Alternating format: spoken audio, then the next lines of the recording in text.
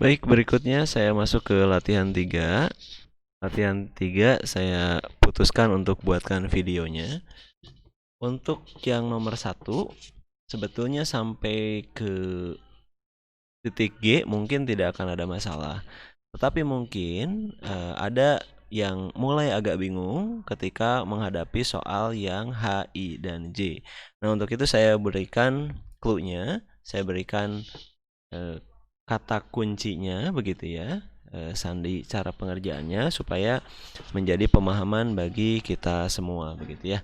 Baik, yang saya mau sampaikan adalah untuk yang H ini, yang H itu gini, misalkan kita punya X, kita misalkan punya X tambah 1,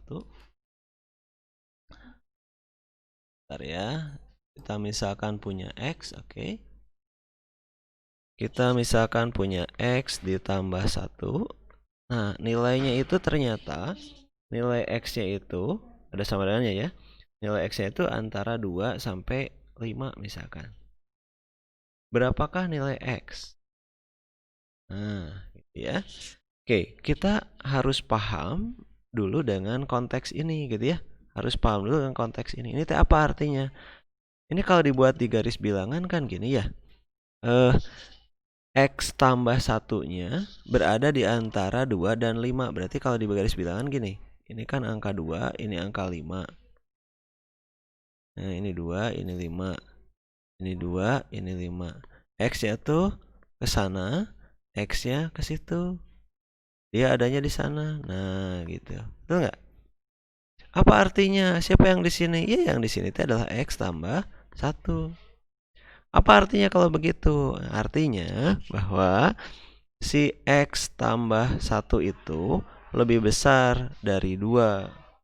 Tetapi gitu ya, si X tambah satunya kurang dari 5. Nah, gitu. Sehingga ini kalau diselesaikan nanti dapat X lebih besar sama dengan 1 atau tetapi X lebih besar berapa? 4 gitu ya. Jadi berapa nilai X-nya kalau begitu? Nilai X-nya adalah yaitu X-nya adalah lebih besar dari 1 atau X lebih besar dari 4 gitu ya. Baik, ini digunakan untuk menyelesaikan yang mana? Nah, oke. Balik lagi. Nih, kalau sudah begitu, X lebih besar dari 1, tetapi X kurang dari 4. Berarti kan ini sama aja dengan gini ya. Ini T1, ini T4. Lebih besar dari 1, tetapi kurang dari 4. Oh, berarti adanya di situ dong si X T. Kalau ditanya X ya, kan ini nanya X ya. Berapa nilai X? Ya udah, X-nya adalah dari mulai 1 sampai 4. Nah, gitu. Paham ya? Oke, karena pemahaman itu maka kalian bisa mengerjakan nanti soal H, I maupun J. Gitu ya.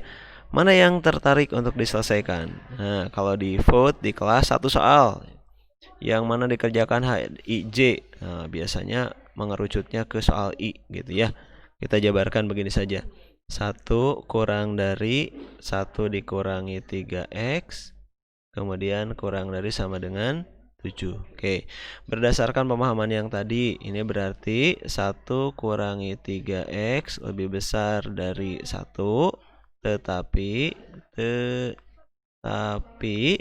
dia 1, bentar, kita geser dulu.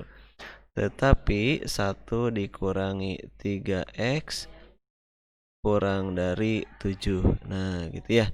Yang ini diselesaikan dulu, nanti dapat berapa tuh? Min 3X lebih besar sama dengan 0. Gitu ya. Ini berarti berapa?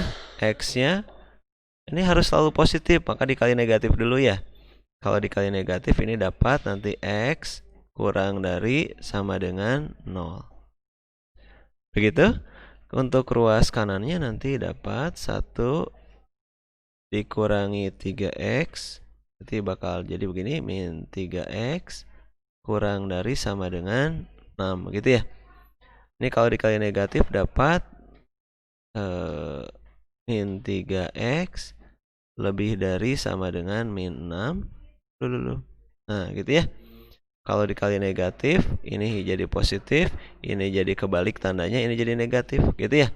Sehingga dapat nilai X-nya adalah lebih besar dari min 2.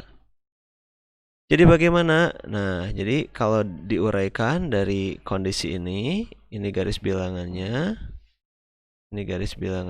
X-nya adalah min 2, di sini 0.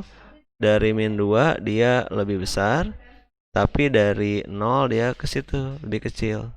Maka 0-nya termasuk penyelesaiannya. Maka di mana penyelesaiannya? Salah.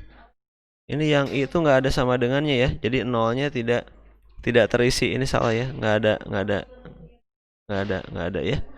Oke, berarti tidak termasuk 0-nya. Nah, berarti jawabannya ada di sini. Ini nilai X-nya. Sehingga kalau kita tuliskan penyelesaiannya adalah X berada pada gitu ya. Dari min 2 sampai 0. Gitu. Ini jawaban kita. Ya. Begitu penyelesaiannya. Silakan dikerjakan yang lain. Mudah-mudahan bisa difahami. Terima kasih.